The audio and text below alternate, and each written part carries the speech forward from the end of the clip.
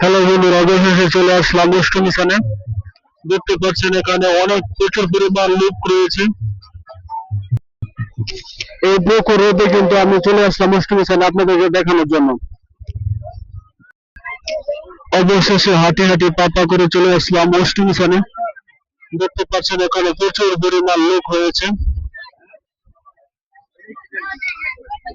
এখানে মহিলাদের জন্য কাপড় পাল্টানোর জন্য সুন্দর স্থান রয়েছে। আর এদিকে দেখতে পাচ্ছেন ব্রিজ, কিষানপুর ব্রিজ। এখানে দেখতে পাচ্ছেন অনেক দর্শনার্থীরা তারা স্নান করছে পাপ মোচনের জন্য। বহু দূর পর্যন্ত লোক রয়েছে। এখানে কিন্তু খুব ভালো একটি নিয়ম রয়েছে, দেখতে পাচ্ছেন। এখানে পুরুষরা যেখানে স্নান করছে, এখানে শুধু পুরুষরা স্নান করছে, আর মহিলাদের জায়গা হচ্ছে অন্য জায়গায়। আর নৌকাতে ঘোরাঘুরি করার জন্য রয়েছে বোট।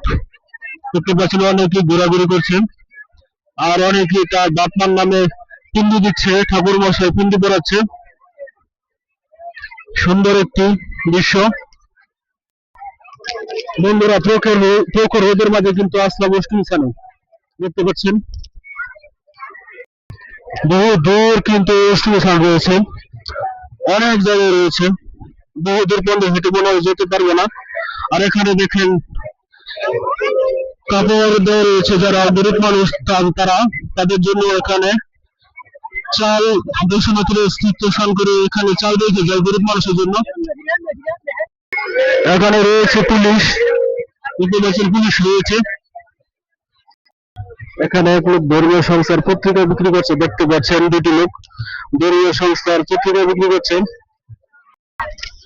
এটা হচ্ছে একটা বিশাল এরিয়া, ব্রহ্মপুত্র নদীর তীরে অবস্থিত বিশাল এরিয়া। এখানে দেখতে পাচ্ছেন